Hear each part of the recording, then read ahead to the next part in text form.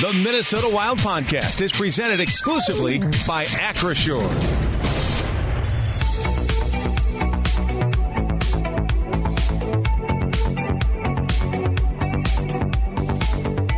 Here's Matt Boldy for the Wild. Dancing one in front, a shot, they score! Marco Rossi!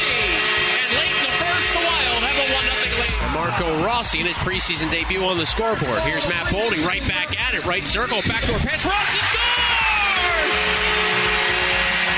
Not one, but two here in a matter of seconds for Rossi, and it's 2-0 Minnesota. Back-to-back Rossi goals, back-to-back Boldy assists. And in a span of 10 seconds, we go from a scoreless game to a Wild with a 2-0 advantage over the Dallas Stars here in St. Paul. Welcome to the Al Shaver Press Box and a Tom Reid's Hotline, our maiden voyage for the season. You remember how this works, right? All you got to do to get involved in the conversation, text your comments, questions, thoughts, whatever it might be, to 64686, and we'll take them to Mr. Reid right off the bat and talk anything and everything. First intermission, giving away a pair of tickets to we're giving away dinner to Tom Reid's Hockey City Pub.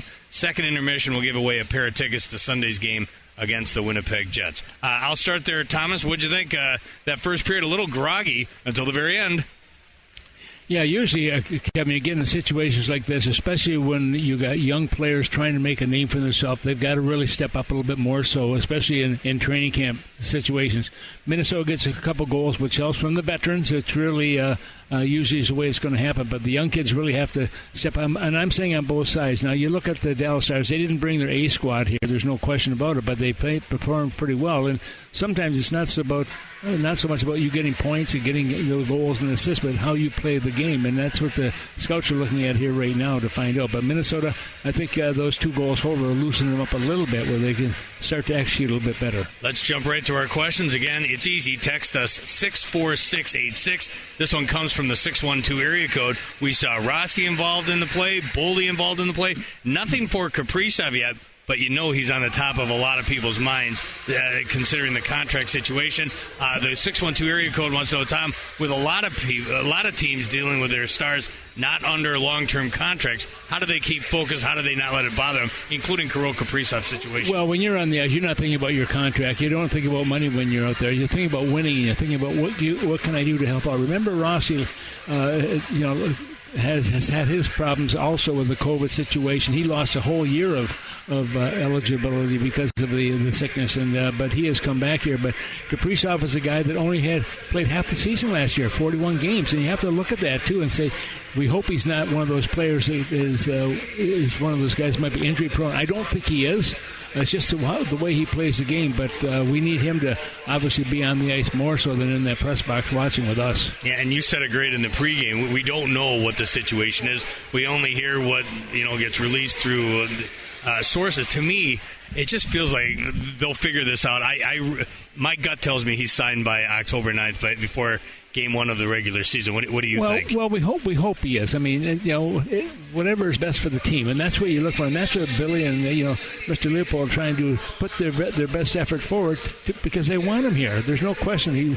And the fans want him. Of course, so do the other 31 teams in the NHL would like that if they could afford him. But I think he likes it here. He seems to. He's the guy who talked Tarasenko into coming here, and I think Tarasenko would probably say, "Well, thanks for bringing me. Now you're leaving." I don't think so.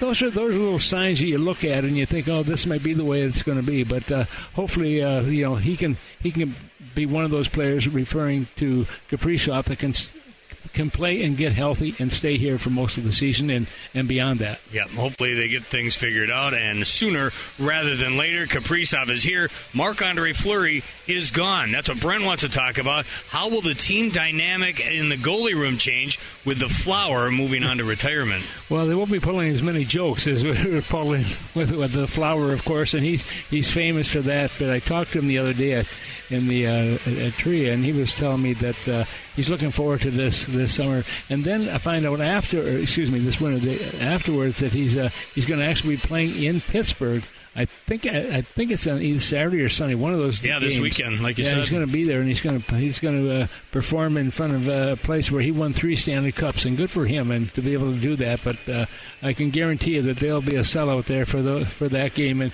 he is so well revered, looked upon by everybody. And if you remember the game in Montreal, he never played in Montreal.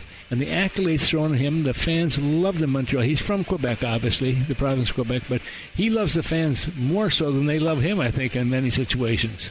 I saw the Penn's PR department put something out about an open practice to the public, and they said, I don't know how they're doing it. I didn't read it that close, but he's going to be involved in that. And they said, you got to be careful, you got to be ready, because they're not going to have a lot of room, but it's at their practice facility because the Flower is going to be taking part. And that's just the practice facility. Then you get the preseason game. What an awesome idea, and good on Marc-Andre Fleury giving one last salute to the Pens fans. Yeah, absolutely. And if you remember last year when we were in, I think it was in Pittsburgh last year when we had a break and Minnesota was practicing. He came off the ice after practice. He went on to the other rink with the young kids and was playing with them over there. And they'll remember that for the rest of their lives. He's a beauty, man. Here's a guy who's going to be a Hall of Famer, and he just has that big smile all the time.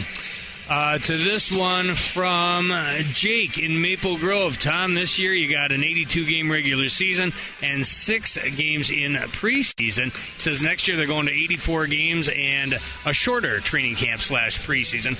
What do you make of that? I'm all for it. How about you? Yeah, I am. I really am. These guys come into camp and they're in shape already. They don't have to get into shape. They have to get, work out the kinks and everything else, but they can do that. But a couple, and they're on the same boat. It's not that one has an advantage over somebody else, but they're on the same boat. And I like the idea, and I'm sure the owners like it too. They get 2 extra games of regulation play in their building, so that's got to help them when it comes to the mathematics of it. We've both been doing this a long time. I remember a certain preseason that I could swear had 9 preseason games. And at least one, if not 2 of them, were neutral site. So, that wasn't that long ago. Do you remember a 9-game preseason schedule?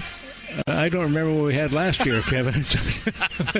Well, trust me. I remember playing with the North Stars. I mean, we had 7 and 8 preseason games. And little places like Paris, crazy. Ontario. We went to small buildings. We had one up in Eveleth. We had a game up in Eveleth, and, it was interesting. But it was a chance to branch out a little bit. And, of course, Minnesota used to that road tour when they first came in. And it was a great idea because it got the fans involved right from the beginning when they got in the league in 2000. Yep.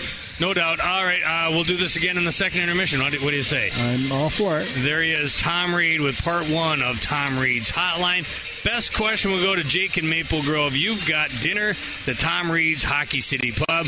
I'll hit you up with some information. We'll get that out to you, and we'll send you up the street to Tom Reid's Hockey City Pub, just a block away from Grand Casino Arena. Coming up in the second intermission, we're going to do it again. We'll take more questions, and you can get involved and win a pair of tickets to see preseason game number 4 coming up on Sunday in St. Paul. Right now, though, it's preseason game number 3, and the Wild lead the Stars 2-0. A recap is coming your way after a break. This is Wild Hockey, presented by Grand Casino.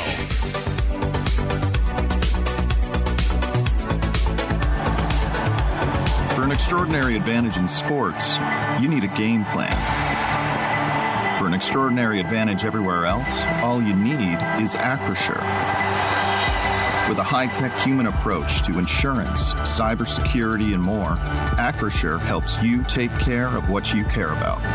That makes winning easy. See what Acrisure's extraordinary advantage can do for you at Acrisure.com.